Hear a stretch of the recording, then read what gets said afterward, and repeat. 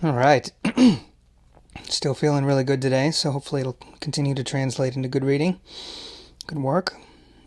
Here is Chapter 3, The Intruders. And I know right now, because I've already done it, the backdrop for this video, even though what I'm looking at in photo booth is my crawl space door in the back of my chair, and a little bit of the drawing I did in preschool, the writing, the poem about handprints. You'll be seeing the drawings, the two drawings in the chapter that Farley Mowat did. One of them a man walking towards a log cabin in a canoe, and the other one a drawing of Franz, who shows up in the chapter as a half Cree Indian, half German, I think it's German, maybe Norwegian, the person that Farley Mowat just met at the end of the last chapter. But here we go, Chapter 3, The Intruders. The dogs saw me at once, and before I had reached the sled, their hysterical outcry brought the man to the door, with the rifle crooked over his arm and his face blank and expressionless. It was a tense and uneasy meeting. Franz, that was his name, like all men who live too long alone, had lost the hard shell that human contacts build for us.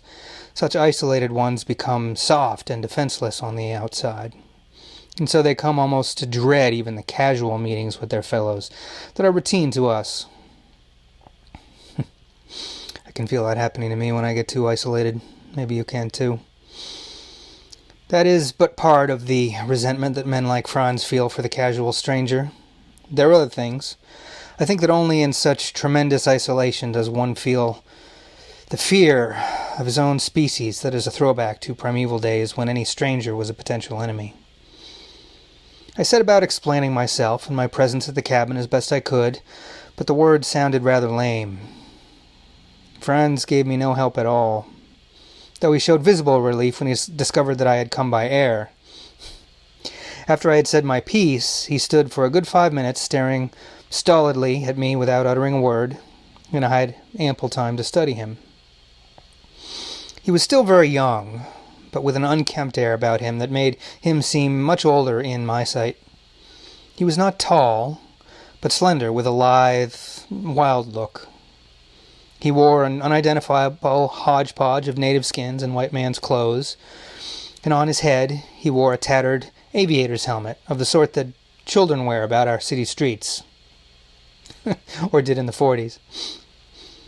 The helmet peak was down and half obscured his face. Black eyes were in its shadow, and below them a prominent and uncompromisingly Teutonic nose set on the smooth Asiatic background of an Indian face. His unblinking scrutiny was rapidly unnerving me, and then I had an inspiration. Remembering what I had always heard about the North, I made a stumbling appeal for hospitality. Blankness faded from his face. He smiled a little and stepped into the cabin, beckoning me to enter. I felt that I needed a stiff drink, so I burrowed in my kit and produced a bottle. Without asking Franz, I poured a drink for each of us. I suppose it was the first he had ever had. He gulped it down, and as he coughed and wiped tears from his eyes, his frozen taciturnity began to thaw, then melted with the same untrammeled rush that the snows had shown in the first spring sun.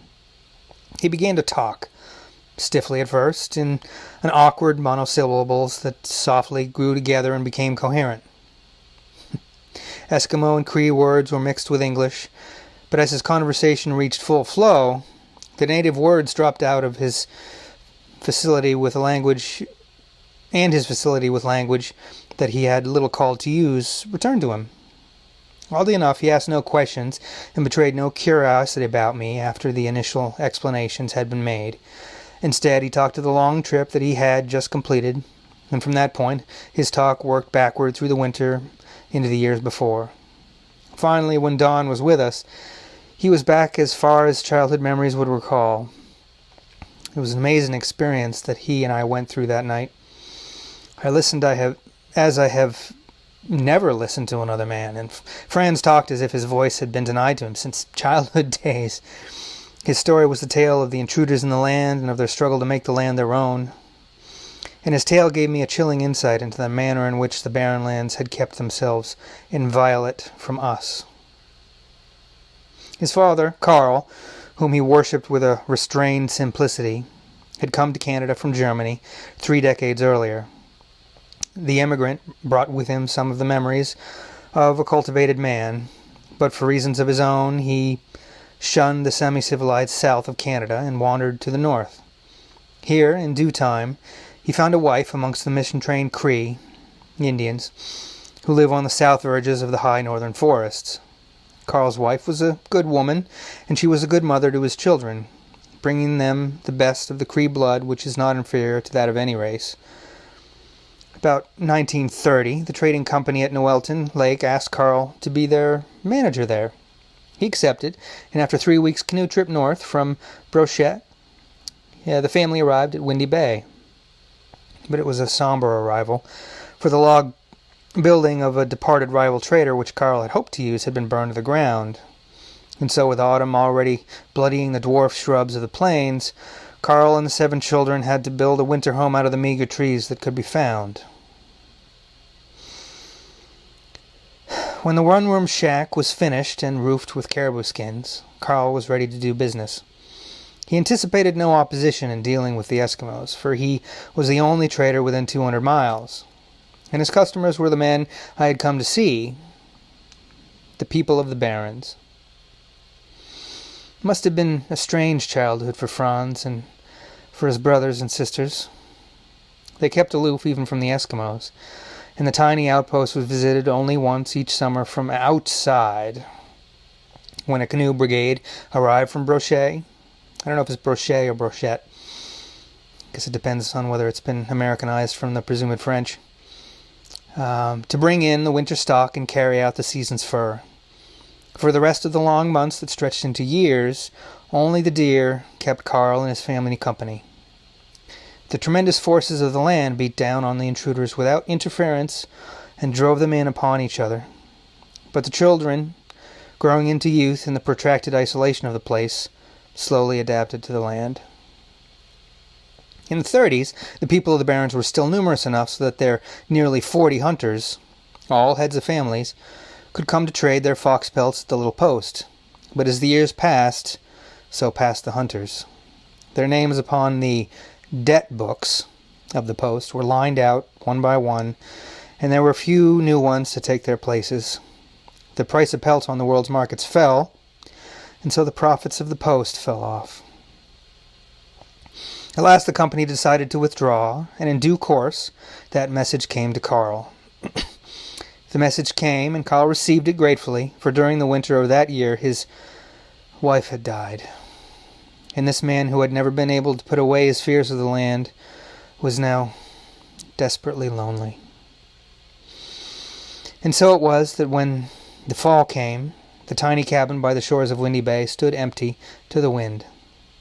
When the Eskimo hunters came south with fur, they found the door open and snow piled within the room, but nothing else. The Eskimos returned without the food and shells that they had counted on, and by spring there were many of them who would live to hunt no more.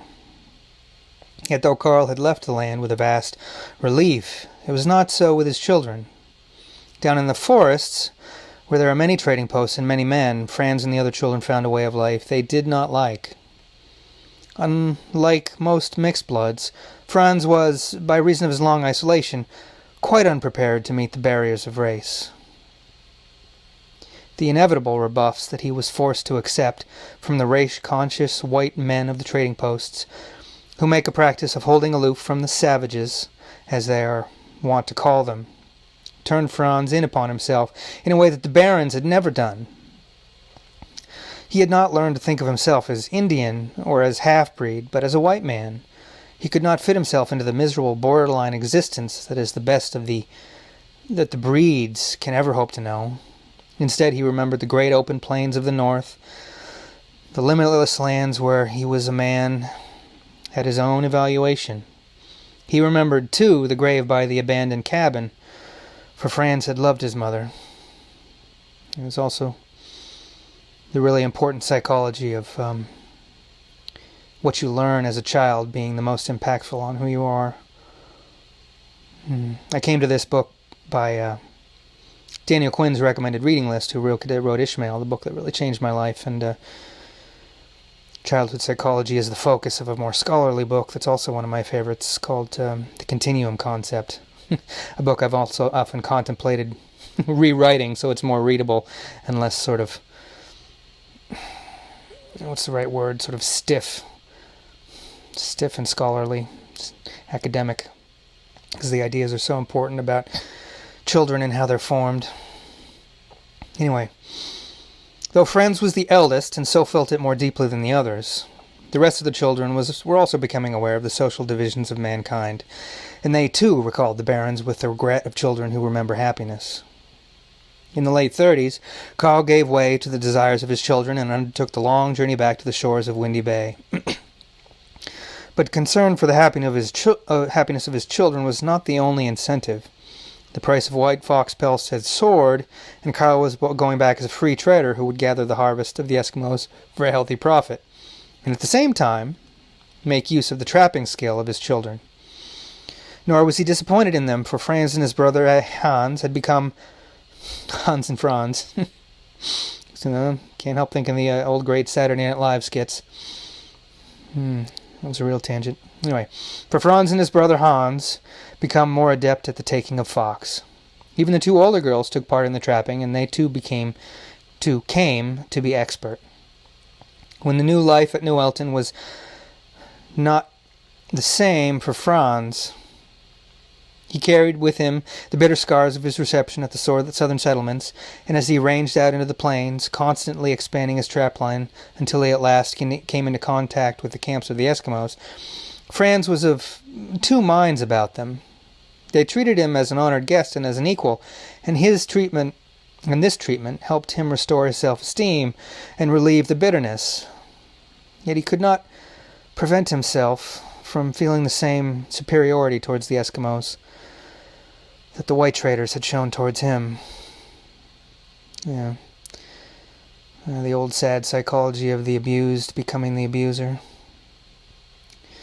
Usually I think of it in a romantic relationship context, but it's broader than that, like a lot of psychology is.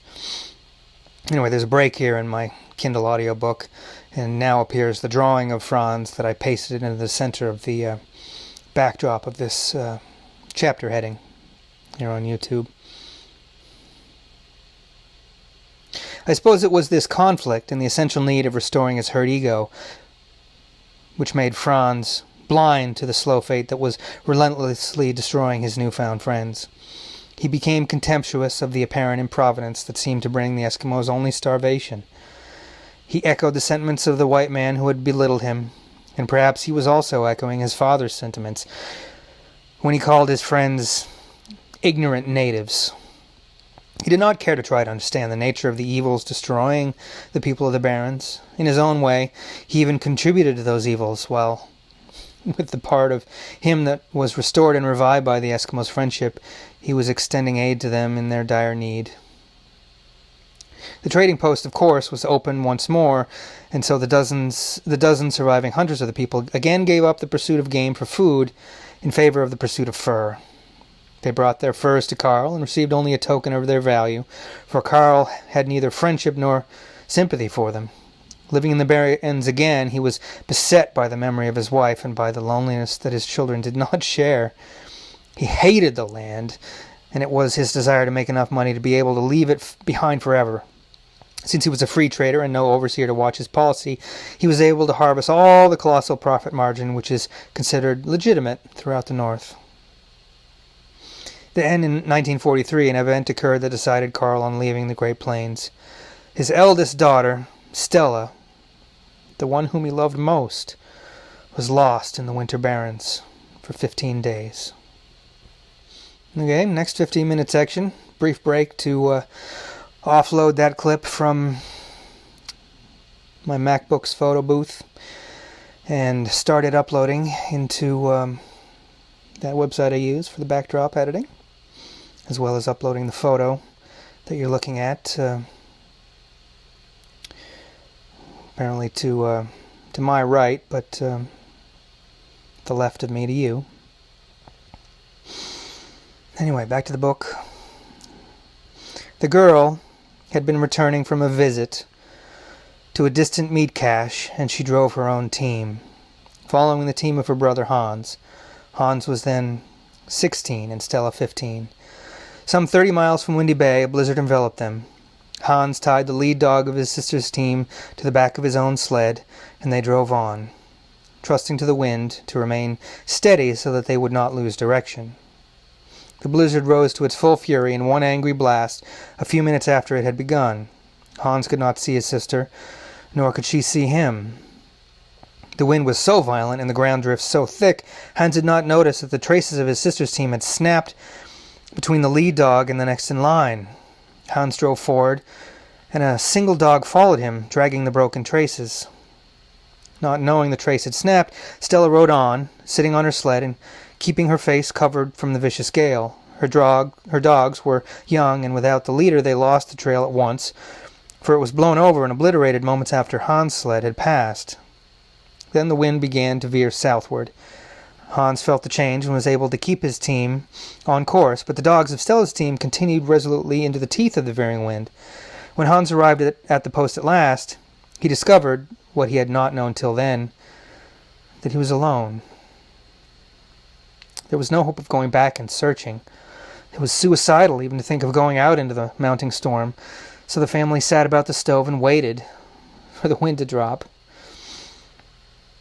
The blizzard lasted only a day, but it was 15 days before Stella returned to Windy Camp. It is a true measure of how well the children had become part of the land that this girl managed to survive midwinter in the Barrens with almost no food and with no bedding for better than 2 weeks.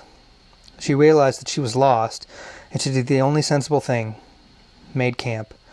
With her snow knife, she cut a few blocks from a windbreak and burrowed into a drift behind the blocks. When the storm died, she emerged and tried to decide where she was. But there were no landmarks in winter, not so much as a weed top above the snow.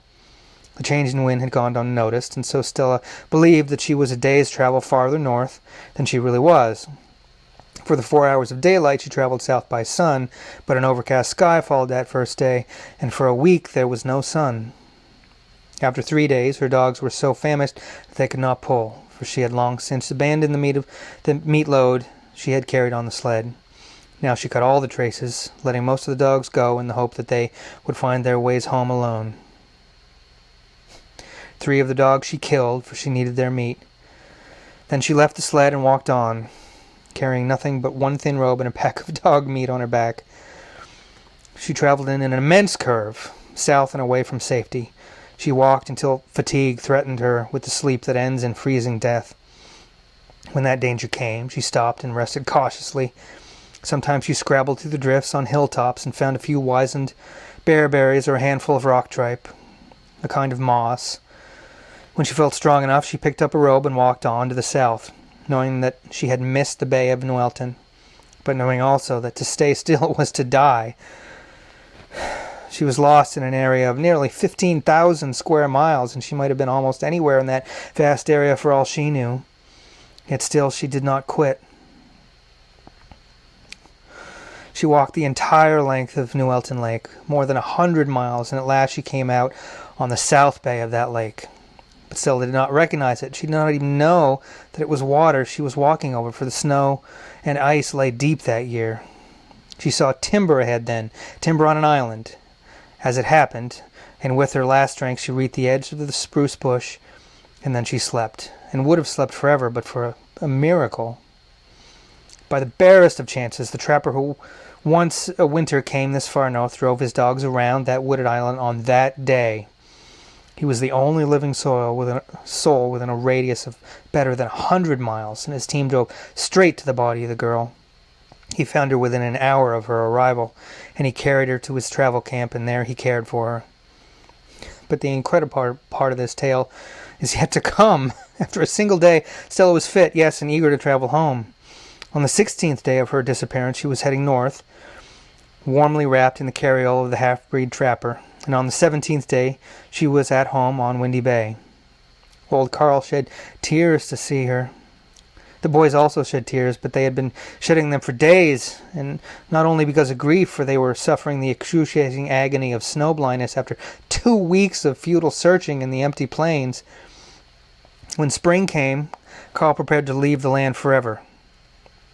He spoke to Franz and Hans, but they were unwilling to go south, and in the end he left them behind, for he was aware that they would continue to make a good cache of foxes every year. Carl took the freight canoe towards the south, carrying the younger children and the season's furs. Hans and Franz remained behind.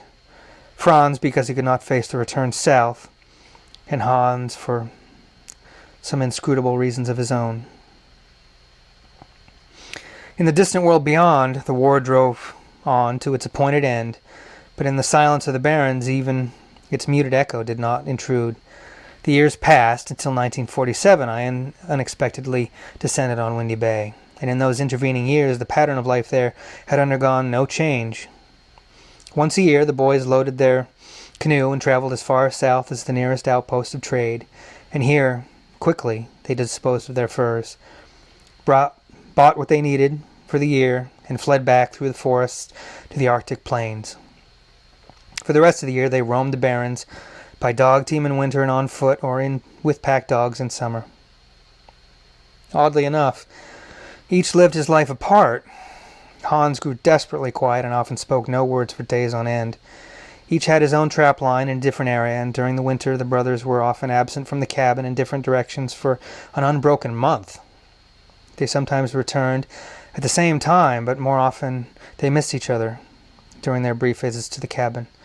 The pressure of loneliness weighed on them always, but Franz, with the legacy of strength from his Indian mother, and with his increasing intimacy with the Barrens people, managed to hold this loneliness partly at bay, and so escape the madness that seeps into the spaces in the brains of lonely men. He built and ramified his own protective shield, and it enabled him to hold his own against the impersonal animosity of the plains. Among the Eskimos he came to be considered as one of the band, and yet was not quite of it, for even when all other human contacts were denied to him, he still held the crumpled ramparts of his pride of race. Still, the people were his sole bulwark against the destroying loneliness, and so Franz compromised his pride. He was with, but never one of them, and as a result, he was never quite beyond the reach of loneliness. It was a driving but controlling hunger which was in him, and it took the form of an endless restlessness that became anguish. He tried to solace it by expanding his hunting range so he could wander over new lands, but farther and further from the posts in Windy Bay. But Franz's restless thrusting into the distance brought him no comfort, because he never understood his trouble.